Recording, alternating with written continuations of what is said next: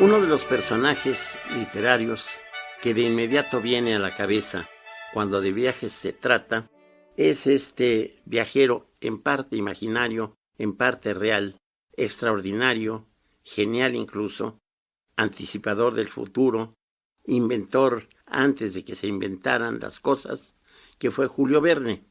Julio Verne es un individuo que se hizo de gran fortuna por sus libros muy numerosos, muy sencillamente escritos, no tiene mayores pretensiones literarias, pero sí las tiene de conocer las costumbres, la interioridad de los hombres de otros países.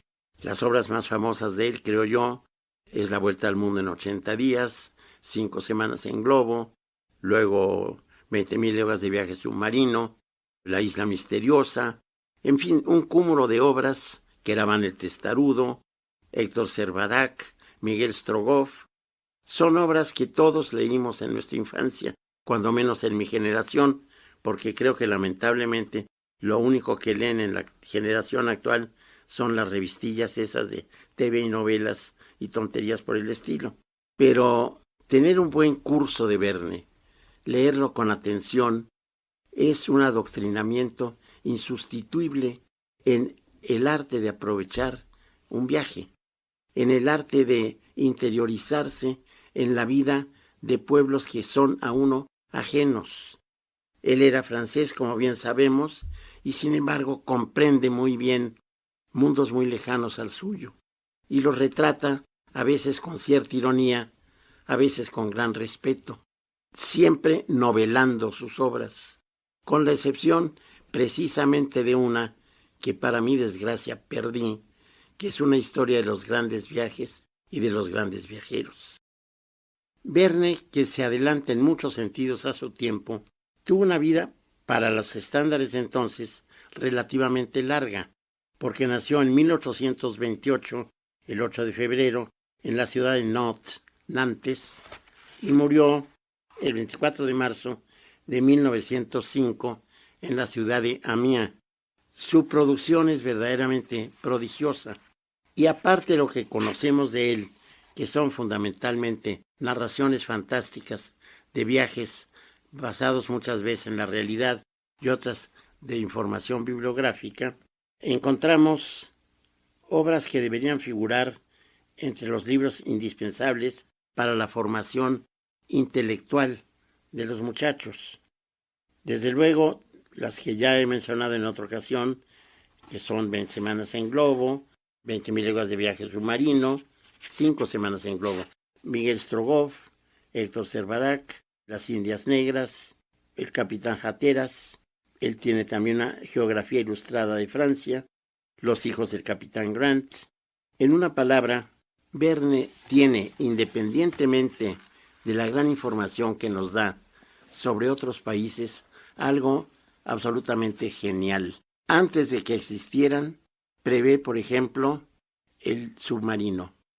El capitán Nemo en latín significa nadie, un héroe que probablemente tiene un pasado tormentoso y por eso adoptó el nombre de Nemo, como si no fuera nadie, viaja en un submarino y el submarino no se había inventado todavía. Esto le da a Julio Verne un papel extraordinario en los hombres que tuvieron visión del futuro. En una hermosa publicación antológica que se hace en Francia y que se llama Cahiers de l'Erne, o sea, Cuadernos de la Erna, no tiene traducción el título Erna, se hace, como digo, una antología de textos que recuerdan a algún personaje. Y cuando uno tiene en las manos el tomo correspondiente a Julio Verne, pues va a reconocer cosas que probablemente nunca había soñado. Hay un artículo muy interesante llamado El padre controvertido o El padre impugnado de Bernard Heuvelmans y empieza diciendo lo siguiente: mis relaciones con Julio Verne fueron, al parecer, las de un hijo con su padre, pero un padre contra el cual el hijo terminó casi tradicionalmente rebelándose. Así se explican las opiniones aparentemente contradictorias que he expresado en mis escritos respecto a lo mismo.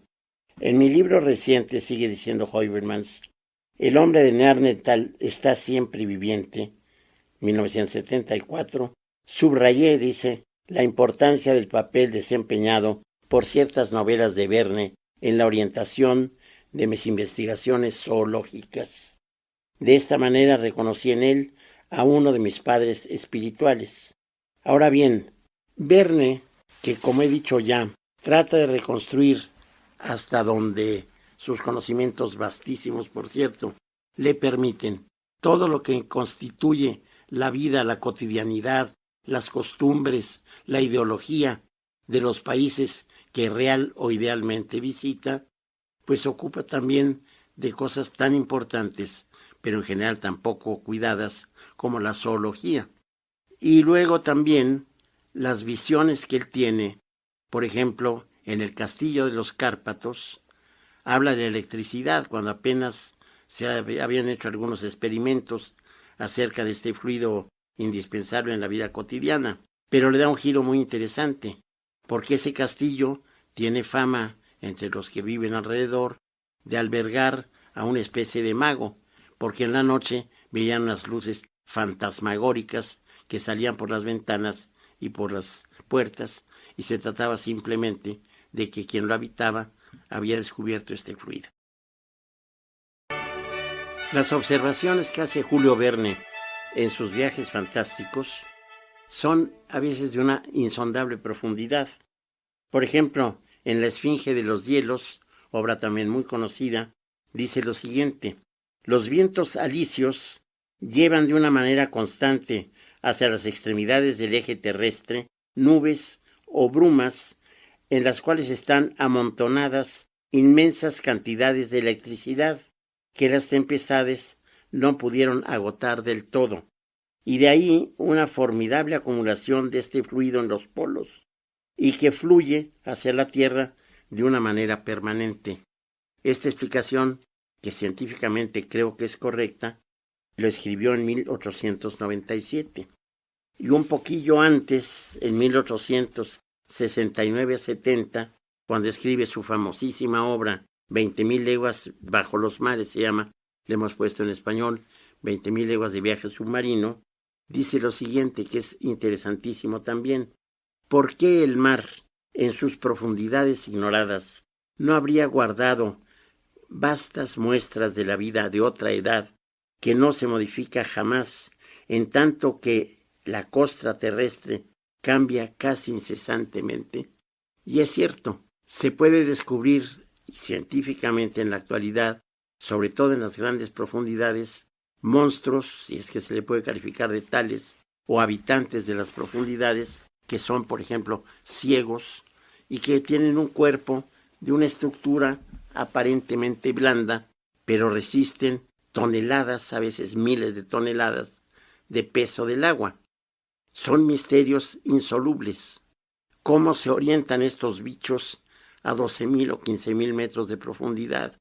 Y repito, ¿cómo resisten un peso tan colosal sobre su cuerpo?